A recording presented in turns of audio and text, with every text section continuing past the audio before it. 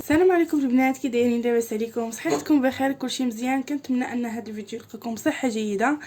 اليوم غنقدم لكم واحد الوصفه زوينه. غنشارك معكم عشيوتي اليوم اللي هي عباره على طنجيه. اليوم غندير لكم واحد الطنجيه زوينه غير بالدجاج. غنبدلو اليوم نديرو الدجاج. اليوم كما تعرفوا الطنجيه معروفه باللحم، الطنجيه المراكشيه. اليوم غندير لكم الطنجيه مراكشيه غير بالدجاج. وكما كتشوفوا هادو هما المقادير. دجاج مصير، حامض مصير، كمون، الزعفران الحر. انا ما عنديش الزعفران الحر، درت الضامه ديال الزعفران كما كتشوفوا كتجي زوينه هذه. بالنسبه للثومه ها هي، وزبيده العود. بقاو معايا باش تشوفوا المراحل ديال الطهي ديال الطنجيه المراكشيه. كنشعلوا عليها النار.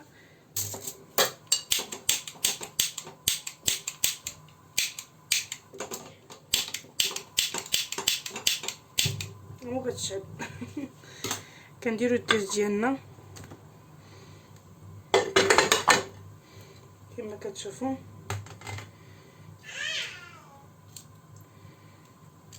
الثومه كنديرها الثومه بقشورها، كنغسلها باش اللي بغى ياكلها ياكلها، اللي ما بغاش ياكلها. بالنسبه للكمون كاين هذا القدر. بالنسبه للكميه اللي عندي الدجاج غندير تقريبا 2 معالق. ما عمريش الكمون. بالنسبه للمصير غندير مصيره ونص، كنغسلوه باش تهرس منه شويه الملوحه.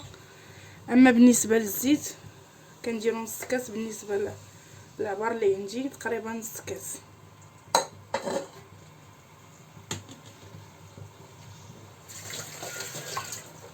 كما كتشوفوا ما كنخليوها لا تشحر لا والو. كما خلطنا المقادير ديالنا كنبللوها.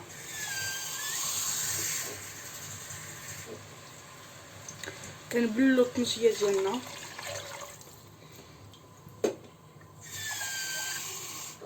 ما نكثروش الماء حيت الدجاج كيطلق الماء.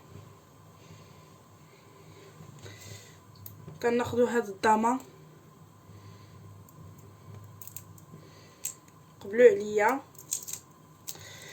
شارك معكم عشيوتي انا وليداتي.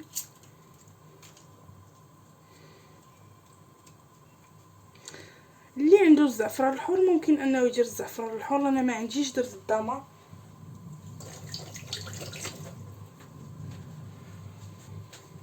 كما كتشوفوا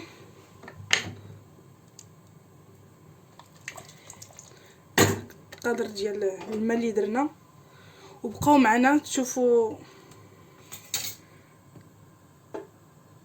شفتوا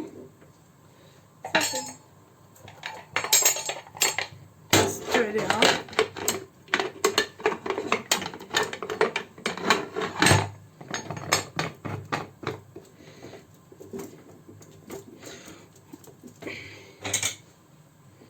وبقاو معنا تتشوفوا الشكل النهائي ديالها. وفي هذا الاثناء ممكن نتمنى انكم ديروا القناه ديالي ابوني وتفعلوا الجرس باش يجيكم اخر ما كاين في الفيديوهات ديالي. واسمحوا لي الا كنت كنغلط في شي حاجه. كما كتعرفوا القناه ديالي غير مبتدئه. وكما قلت لكم تابوناو عندي، واللي مازال ما تابونا يتابوناو ويبارطاجي الفيديو ديالي وفعل الجرس ويخلي لي كومونتير واللايك وبارطاجي مع صحابهم. وشكرا بزاف. وبقاو معايا حتى لاخر الفيديو باش تشوفوا الشكل النهائي ديالنا كيف وصلت. كما كتشوفوا كتبقى تقلبوها.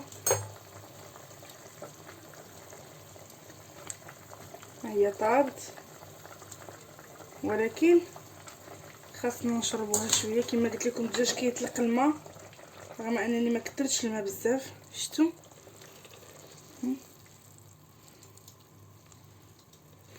كنخليوها تشحر شويه من الماء.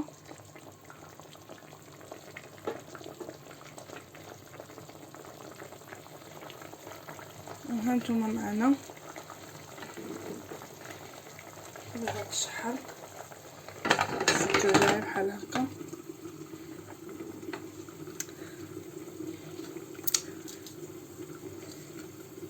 يلا نرجعوا من الفيديو.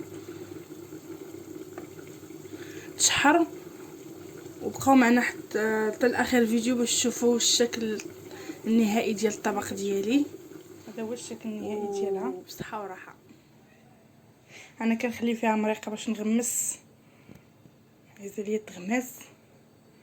الا بغيتو تشربوها مع خبيز تاع الدار شوفوا كتجي زوينه ورائعه، كتكون البديل ديال الطنجيه ديال الفرماتشي قلوشه وغير بالدجاج. كنتمنى ان هذه الوصفه تنال الاعجاب ديالكم، وديروا لي ابوني ولايك الى عجبكم الفيديو، تخليو لي كومونتير، ولا فيديو قادم ان شاء الله. بسلامه.